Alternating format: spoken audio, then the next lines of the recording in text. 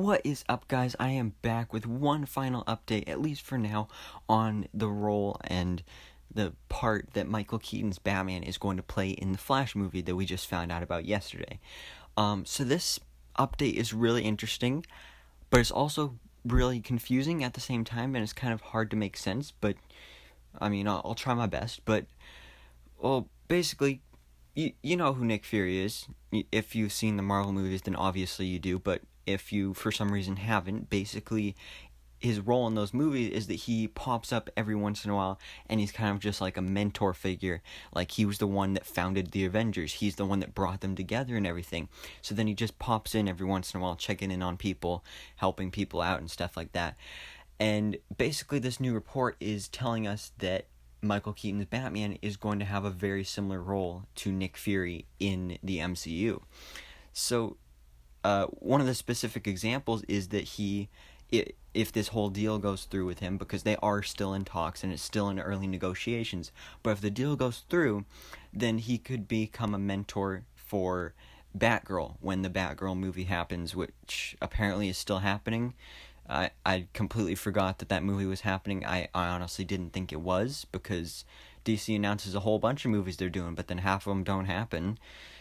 So also, we're getting a Batgirl movie, so there's a little bit of confirmation there as well. But this is a bit confusing, because the same source that brought us the information that Michael Keaton was in talks to become Batman again told us a little bit about the plot of how his character tied into the movie of The Flash, and it was basically that he's the Flashpoint Batman. He's not playing Thomas Wayne. He's still the Burtonverse Batman, and he's still the same Batman from his movies. It's just that when Barry Allen saves his mother from death and he creates an alternate universe, Michael Keaton's Batman, will be protecting that universe.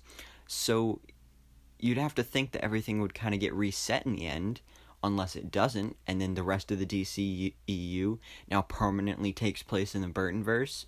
That would be weird, but I guess it would be a way to explain why Ben Affleck isn't Batman anymore, I guess.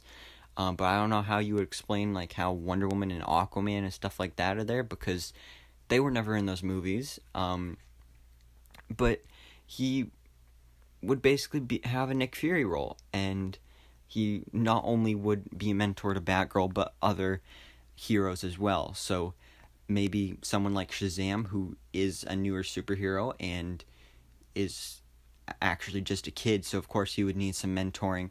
But I think this would be the perfect way for them to do Batman Beyond.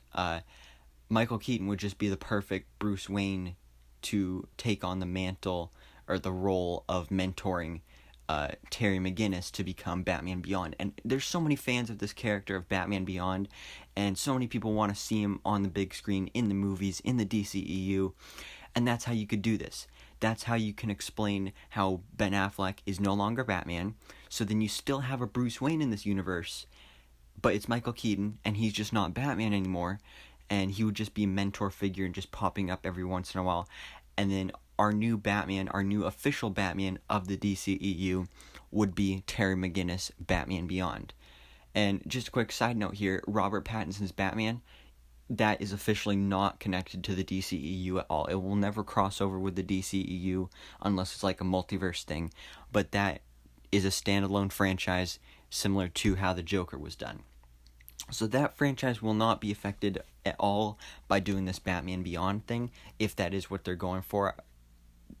Of course, that is just what I'm theorizing, because it would make a lot of sense. But I would love to see this. But what do you guys think on this? What are your thoughts? Please let me know all your thoughts and theories down in the comments below, so I can keep you up to date on everything that goes on in the DC life.